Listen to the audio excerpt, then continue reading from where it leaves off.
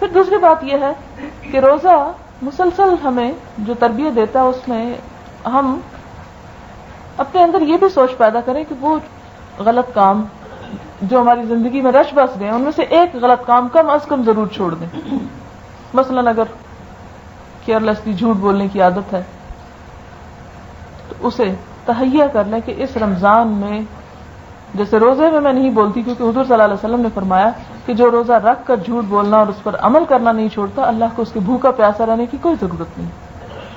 ایک اور جگہ پر فرمایا کہ کتنے ہی روزہ دار ایسے ہیں جنہیں اپنے روزے سے سوائے بھوک پیاس کے کچھ حاصل نہیں ہوتا. اسی طرح حضور صلی اللہ علیہ وسلم نے فرمایا کہ روزہ جو ڈھال ہے گناہوں سے بچاتی انسان کو, جیسے تلوار کے وار سے بچنے کے لیے تیر سے بچنے کے لیے آگے اپنے وہ کر لیتے تھے, تو اسی طرح روزہ بھی. اب دیکھیں کہ اگر جھوٹ آپ بولیں گے تو اس ڈھال میں سوراخ ہو جائیں گے, تو جب سوراخ ہو جائیں گے تو وہ آپ کو پروٹیکٹ نہیں کرے گا پوری طرح, آپ کے اندر تقویٰ پیدا نہیں کرے گا. اور دوسری بات یہ, آپ اس کی مثال یوں سمجھیں جیسے ایک برتن ہے اس کے پیندے میں سوراخ ہے, اگر آپ اس میں کوئی بھی چیز ڈالیں گے سب نکل جائے گی. روزے کی حالت میں جھوٹ, فریب, چوری, مکاری, دھوکہ دہی, غیبت, چغلی, بہتان, یہ جتنی فضولیات ہیں یہ ساری کی ساری سوراخ کرتی ہیں اس میں.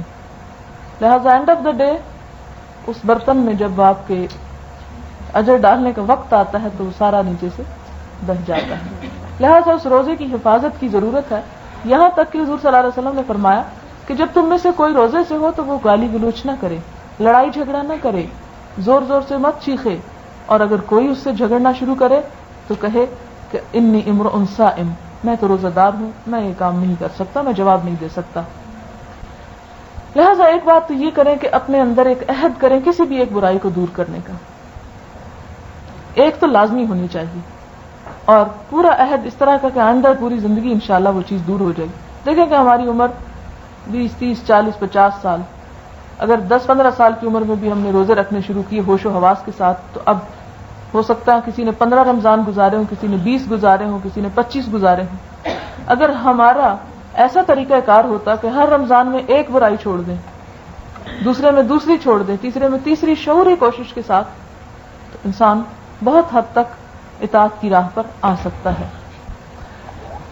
لہذا ایک کام تو یہ کریں. دوسرا کام یہ ہے کہ اس مہینے میں تو زیادہ سے زیادہ عبادت کا اہتمام کریں. تیسری بات یہ کہ اس مہینے میں رمضان المبارک میں قرآن پاک نازل ہوا, لہذا قرآن پاک کو پڑھنے کا, اس کی تلاوت کا, اس کے فہم کا سامان پیدا کریں کہ اس کو سمجھیں. اس لیے کہ کتاب جو ہے وہ صرف پڑھنے کے لیے نہیں آئی بلکہ لیدبروا آیاتہ, اسے غور و فکر کرنے کے لیے آئی ہے.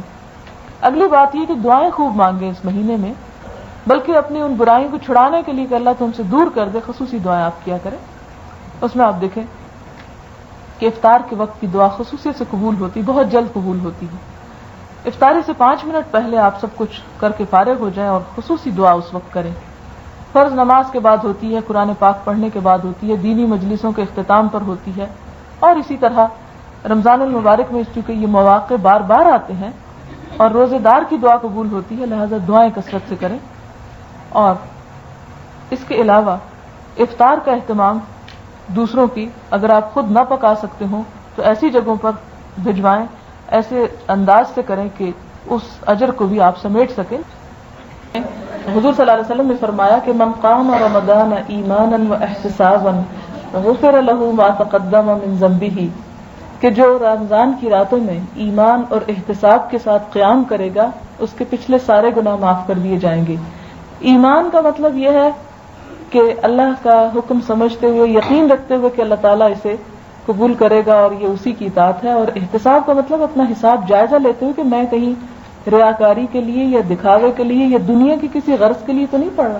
عموماً ہماری عبادت میں ایک پہلو یہ بھی ہوتا ہے جس کو ہم جائزہ نہیں لیتے کہ ہم عبادت کر رہے ہوتے ہیں مگر اس میں اصل رضا آخرت نہیں. جیسے قرآن پاک میں آتا ہے وَمِنْهُمْ مَنْ يُرِدْ ثَوَابَ الدُّنْيَا, ان میں سے کچھ لوگ ایسے ہیں جو نیک کام کرنے کے پیچھے دنیا کا اجر چاہتے ہیں. وَمِنْهُمْ مَنْ يُرِدْ ثَوَابَ الْآخِرَةِ, اور کچھ آخرت کے اجر سے کرتے ہیں.